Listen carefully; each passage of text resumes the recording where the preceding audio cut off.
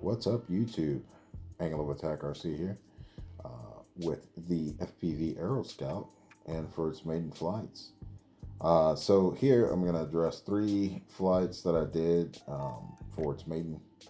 The first 2 flights are going to be on a 3S 2200 milliamp LiPo, and then the third flight is going to be with a 4S 2200 milliamp LiPo. And I just wanted to check out the weight capacity and see if it can hold it fine, and it did. We're gonna go over the screen and everything, what I got going on in this video, and then I'll probably speed up the other 2, and where I see fit, I'll slow them down and kind of narrate what's going on so I can speed up the video a little bit because this is a long one. First, I want to address the screen so everybody see what's going on. If you look carefully, my horizon line there in the middle of the screen is a little bit crooked. That's because my goggles, not my goggles, I apologize. My camera sits on the canopy a little crooked. So it's gonna kind of show that it's a little bit off. And that's on me. The camera is not level at all.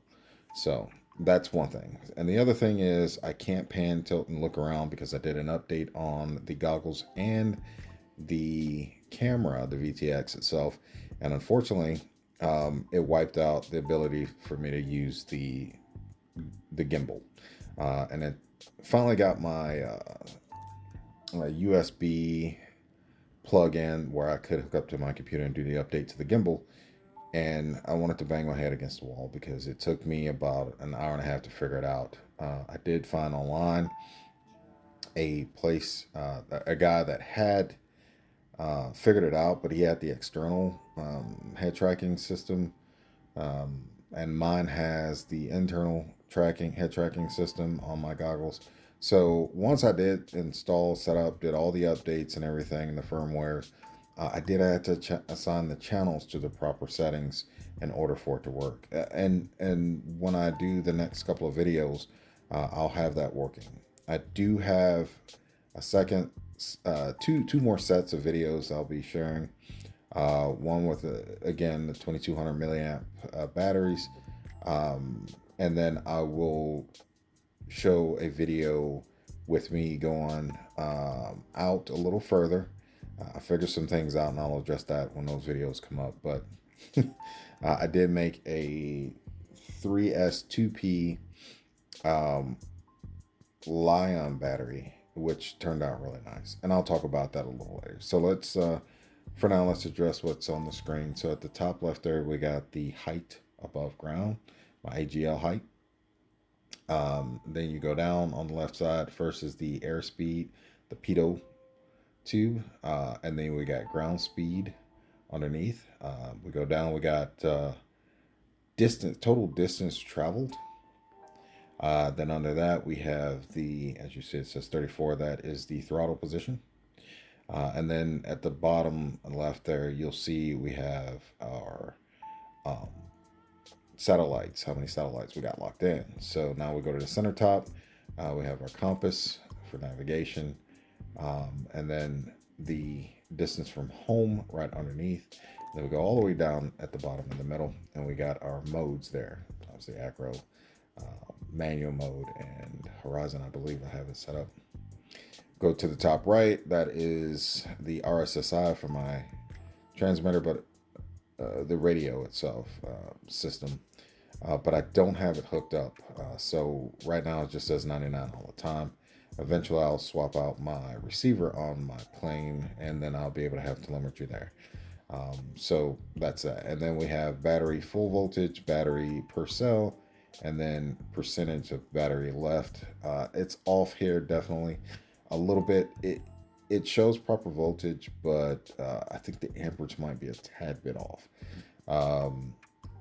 But usually when I land, it shows the exact same, I believe, when I plug into my battery checker. So it seems to be calculating the battery voltage properly, but the amperage seems to be a little different from what I can see. So with that being said, then underneath we have the amps, then the milliamps from the pack that we've used, and then at the bottom, the flight time.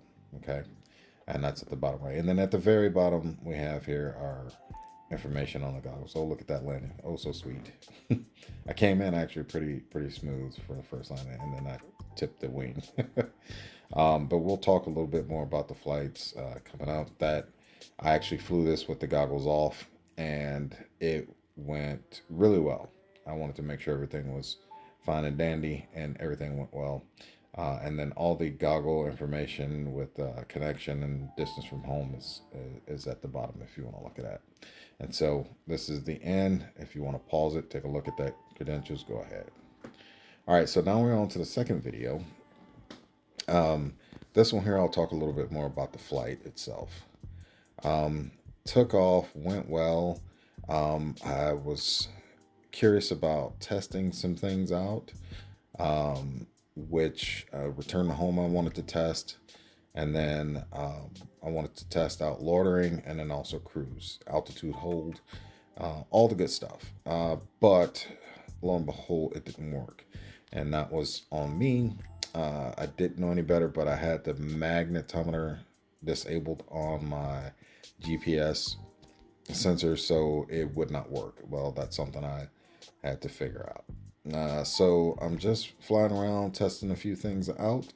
Going over the field, I did notice some things, and again, this is something I had to figure out.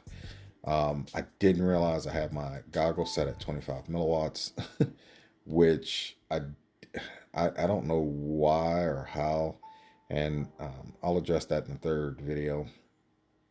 But I thought I had it set at 1200 milliwatts, and I didn't. So I was constantly getting the goggles yelling, you know, the red side screen would pop up and flash at me, and I was like, uh-oh, why am I, you know, losing out on that so early? Like, I'm losing connection. And then, oh, it looked like, I'm sorry, I did activate return to home there, and that worked. Okay, so yes, return to home did work. I didn't want to use up so much battery because it did want to go up to, I had it set at 250 feet. So I did bring that down a little bit, and it, you know, cranks up the power there to get you up to your cruising altitude, and then it'll settle back down. So much I learned from, you know, just going around in circles here. Also, my radio was yelling at me, which is kind of weird because I'm running a 900 megahertz Frsky system, and it's for some reason the RSSI was yelling at me. I believe I was getting, was it VFR warnings? I was getting VFR warning on RSSI, and so I was a little worried about that, especially when I went to the right side of the field where you're looking now westward. If I went too far down towards that hook, it would really start yelling at me. So I just kept it in tight, tested a few things out, like I said, seeing how things worked out, and was just cruising. So from here up until the third video, what I'll do is we'll quiet down a little bit and just focus on the video. And maybe I'll speed it up a little bit because it's kind of repetitive. But you see here, I'm wobbling all over the place, and just enjoy the video for what it is right now, and then I'll jump back in here for the third video and narrate a little more.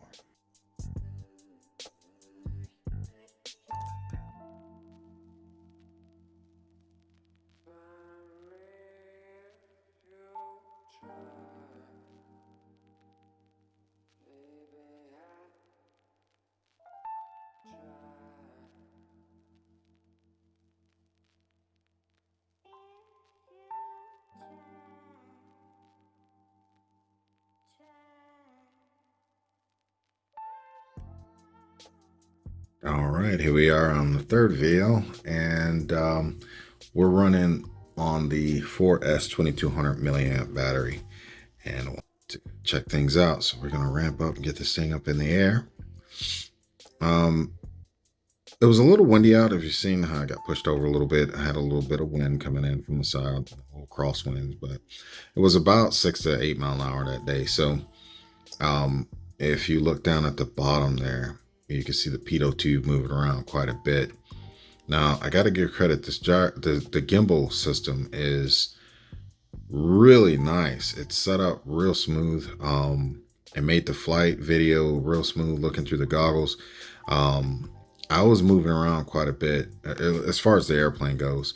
When I was doing the line of sight video, man, I was really moving my sticks to kind of keep that thing from bumping around so much. But it's the gimbal itself keeps the video pretty smooth. I have no gyro flow or anything like that in the video. This is straight out the goggles. There's no editing whatsoever other than the overlay, and that was it. So as you see here, I came in with a little bit of a hard touchdown there. I had I think the nose gear touchdown before the main, so it was a little bumpy.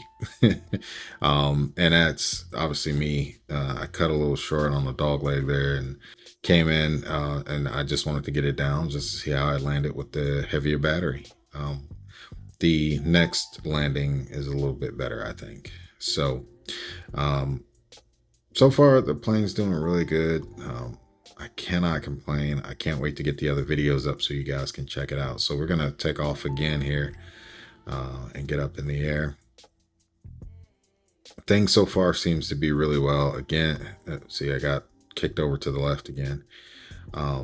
So we get back up in the air, get it turned around, and over here, right about here is where my remote starts to yell at me. And then also, I'm surprised that the video doesn't show the warnings that pop up in the screen.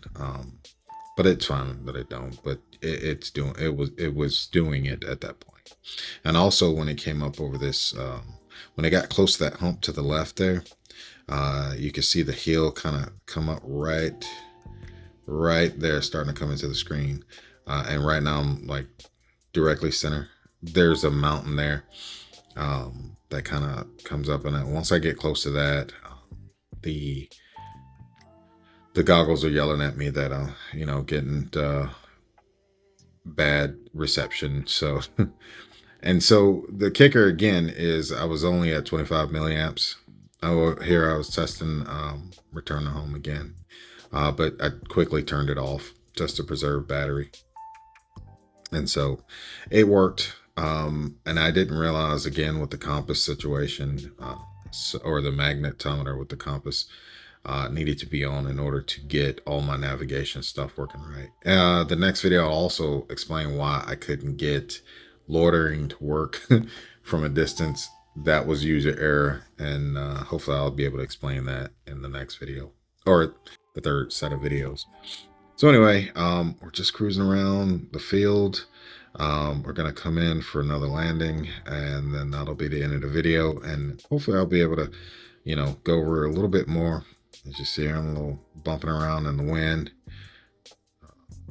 manipulating my throttle, trying to get her down. And this comes in for a pretty smooth landing. And then I run off the runway. The one thing I want you guys to pay attention to also is in the system, you see where it says disabled by, and it says landing. I also was having that happening to me. And that was I guess a setting that was already enabled stock wise in INAV. I had to go in and disable that because I only wanted to disarm by me hitting this disarm switch. So I couldn't figure out, my goggles kept shutting off. Like, it would tell me the airplane was disarmed, and I'm like, I didn't disarm my switch yet. Why is it saying that, you know, or why is it disarming? And I never really paid attention.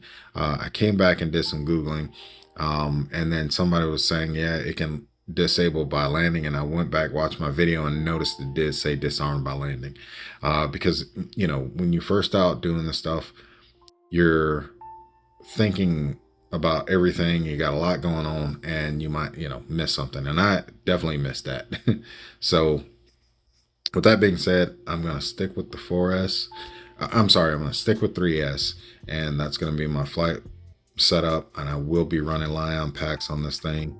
If I'm out just joy flying for a little bit, I might run the 3S LiPo batteries, but for long distance and endurance, I am definitely going to be running the lithium ion packs. So stay tuned for those. videos coming up, and I hope you guys enjoyed the video. If you got any questions or concerns, please let me know. And we'll be looking at some other things too, like efficiency. I'll be going about the battery capacity and all that good stuff in the next few videos. All right, thanks for watching.